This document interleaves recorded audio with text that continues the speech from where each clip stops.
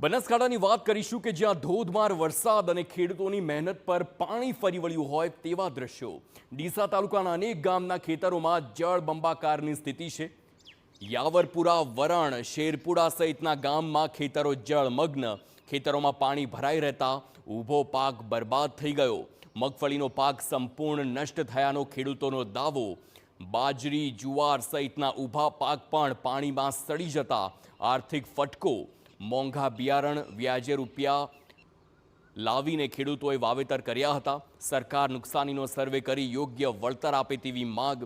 ડીસાના ખેડૂતોનો આક્ષેપ છે કે અગાઉ યોગ્ય ભાવ ન મળતા બટાકાના પાકમાં મોટી નુકસાની વેઠવાનો વારો આવ્યો હતો અને હાલ જે રીતે ખેતરો પાણીમાં ડૂબ્યા છે તેને જોતા હવે મગફળીમાં પણ કશું જ હાથ લાગે તેમ નથી।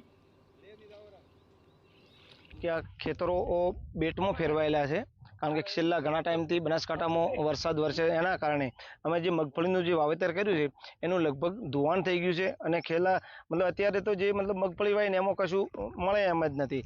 આ તમે જોઈ જો કહો છેલ્લા 15 દિવસથી ખેતરોમાં પાણી બહુ ભરેલા પડ્યા છે અને મગફળીનું મોંઘું બિયારણ ને બધું લાઈન વાયેલું છે પણ આમાંથી કોઈ ઉપજી જેવું દેખાતું નથી। શાયદ મગફળી અંદર હશે પણ નહીં। અનેક ખેડૂતો એવા છે કે જેમણે વ્યાજે રૂપિયા લાવી મોંઘા બિયારણ ખરીદી વાવેતર કર્યા હતા, પરંતુ હવે રકમ ચૂકવશે કેવી રીતે તેની ચિંતા તેમને સતાવી રહી છે। ત્યારે હવે સરકાર જ કંઈક મદદ કરે તેવી અપેક્ષા ખેડૂતો રાખી રહ્યા છે। 3% તો વ્યાજમાં લાઈને વાવેતર કર્યું છે, એમાં તો કોઈ મળે એમ તો છે નહીં, બધું બળી ગયું છે। હવે હોમલ્યાન લાઈન ભરવા છે ને અમારે આ તો હોમ ફોસી હોય એવું છે, હું તો ફોસી તળાવ હશે આ તળાવ જેવું થઈને પડ્યું મારતો। હવે સરકારને વિનંતી છે, હાથ જોડે કોઈ સહાયતા હાલે તો સારું છે, ન કે અમારે તો પરિસ્થિતિ ખરાબ છે। પટાટામાં માર્યા, નોમાં મારેલા જ છે અમને તો।